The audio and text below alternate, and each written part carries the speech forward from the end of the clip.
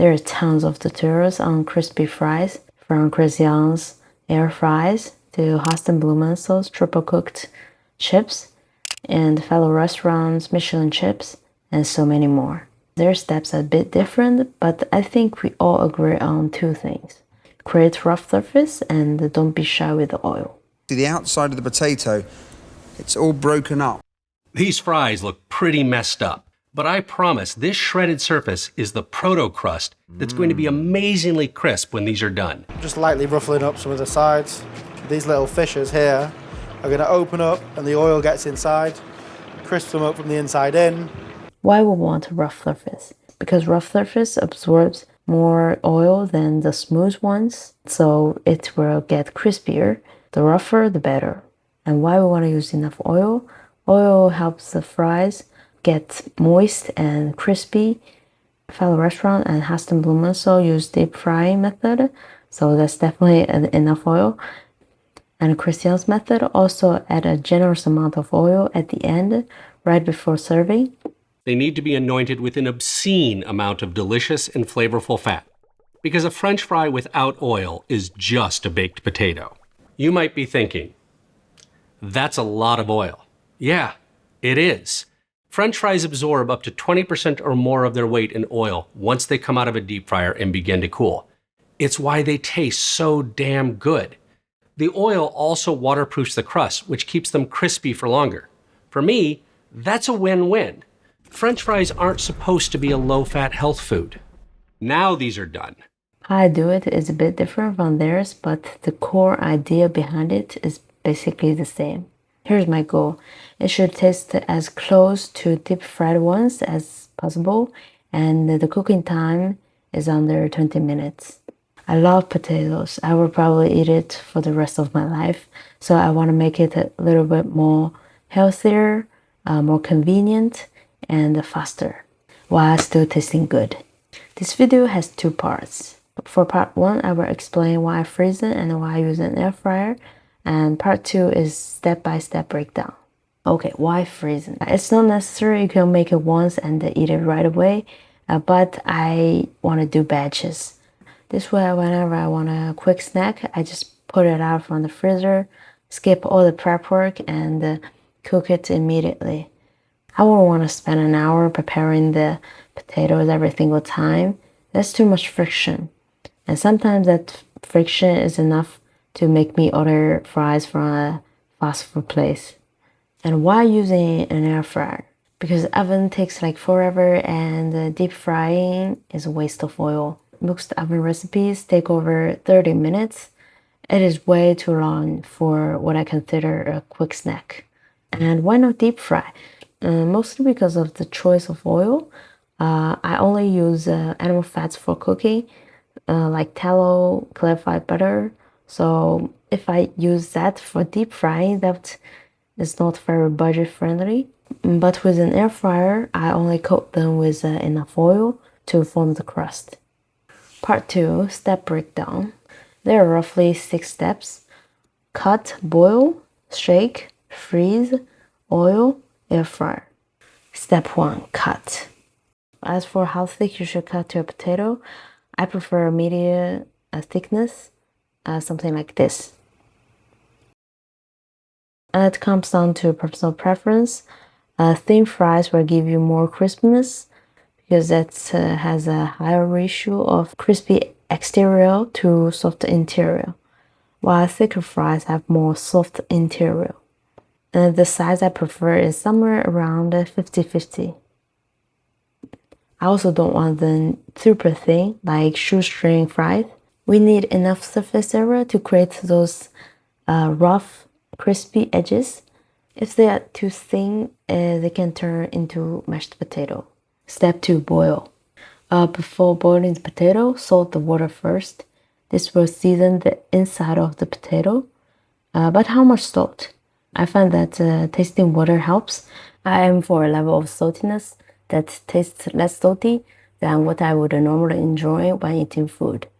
This gives the potato a nicely seasoned interior while leaving some room for more seasoning on the outside. I've both oversalted and undersalted before. Well, oversalted is definitely unpleasant. Undersalted is acceptable, but why not better? Then we boil the potato. Personally, I don't notice much difference between starting them in cold water or dropping them into already boiling water. So I just go with whatever feels convenient.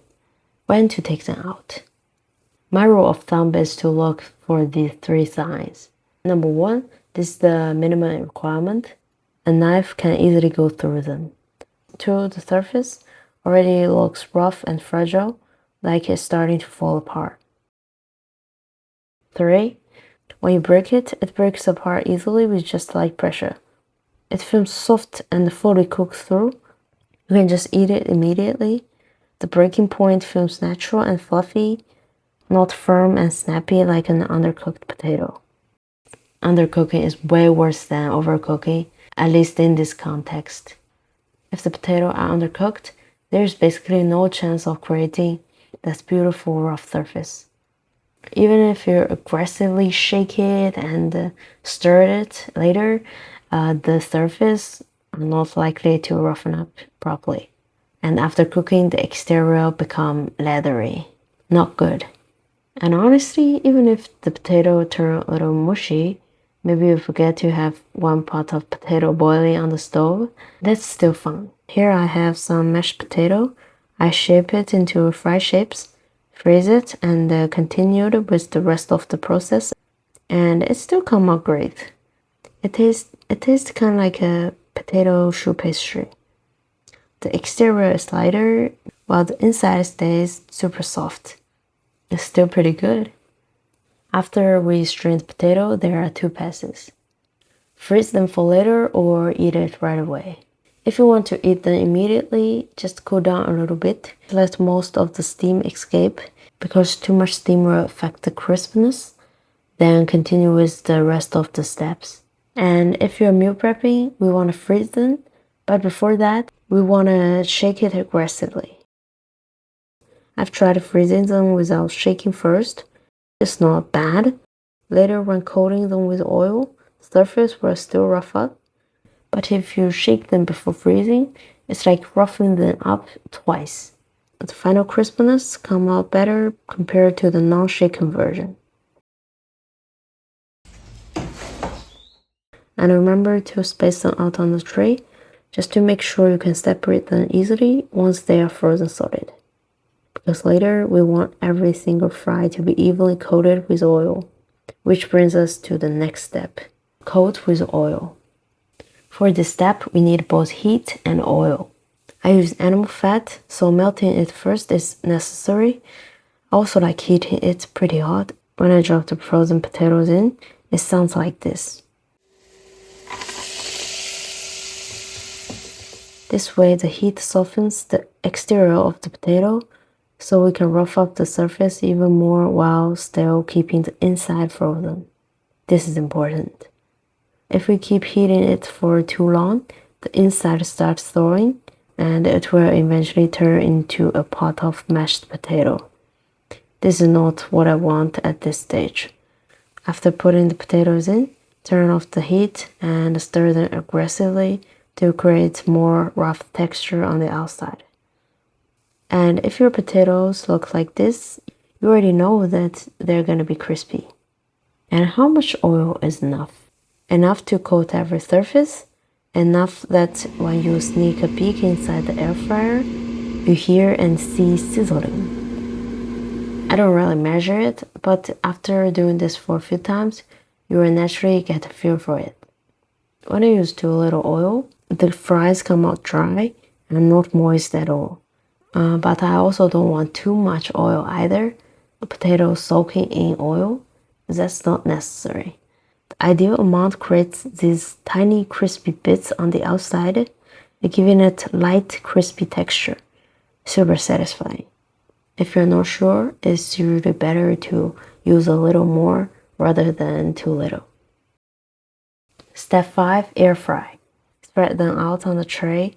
Do not overcrowd them. Overcrowding blocks airflow and make it harder for moisture to escape from the surface. I usually set the temperature to 200 Celsius.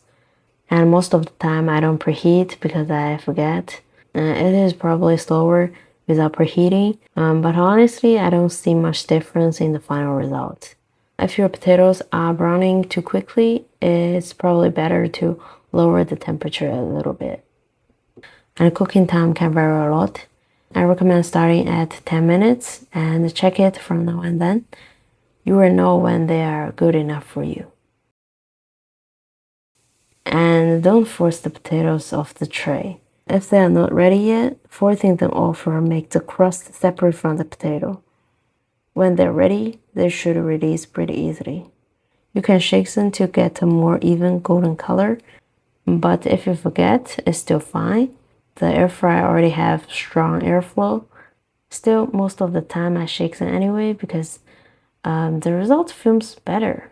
And I also did some other small experiments. The overall process stays pretty much the same, and I tried switching around some of these steps, but none of them beat the final method shown in this video. They all have flaws here and there. I took some notes. You can pause if you want to check them out. I hope this video helps. See you next time.